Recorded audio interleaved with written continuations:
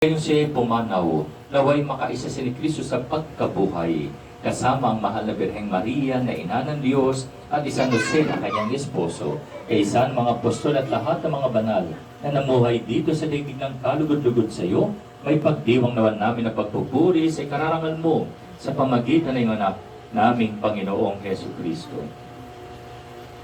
Sa pamagitan ni Kristo kasama niya sa Kanya, ang lahat ng parangal at papuri ay sa iyo, Diyos sa mga makapangyarihan, kasama ni Espiritu Santo, magpa sa walang hanggan. Amen. Kung pag-ibig natin dasalin ang panalangin turo ng Panginoon. Masalangit ka, nabahin ang ngalan mo, mapasali ang kaharian mo, sundin ang loob mo dito sa lupa para ng sa langit. Bigyan mo kami ngayon ng aming kakanin sa araw-araw, at patawarin mo kami sa aming mga sala, para ng pagpapatawad namin sa nagkakasala sa amin. At huwag mo kami paitulot sa tukso, At iadya kami sa lahat ng masama. hiniling namin kami adya sa lahat ng masama, pagkalooban kapayapaan araw-araw, iligtas sa kasalanan, ilayo sa lahat ng kapahamakan. Samantalang aming pinanabikan, dakilang araw ng pagpapahayag ng tagapagligtas namin si Yesu Kristo. Sapagkat iyo ang kaharian ng kapangyarihan at ikaw magpakailan. Panginoong Yesu Kristo, sinabi mo sa iyong mga alagad, kapayapaan ang iniiwan ko sa inyo. Kung ngayon mo ang aming pananampalataya, huwag ang aming mga pagkakasala.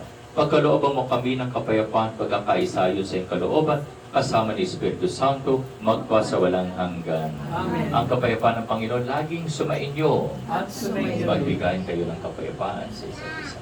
Peace be with you, kapayapaan, peace be with you. Kordero ng Diyos, Nag-aalis ng mga kasalanan ng sanlibutan, awa ka sa amin. Kordero ng Diyos na nag-aalis ng mga kasalanan ng sanlibutan, awa ka sa amin. Kordero ng Diyos na nag-aalis ng mga kasalanan ng sanlibutan, pagkaloob mo sa amin ng kapayapaan.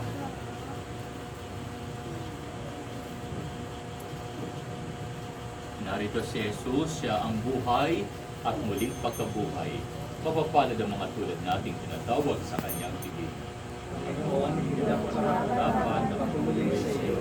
Ngunit sa isang salita mo lamang ay gagawin na ako.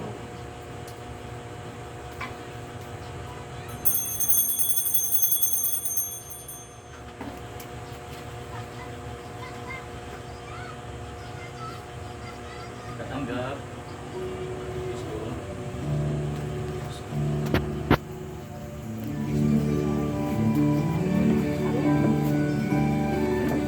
Dalawa ni Kristo.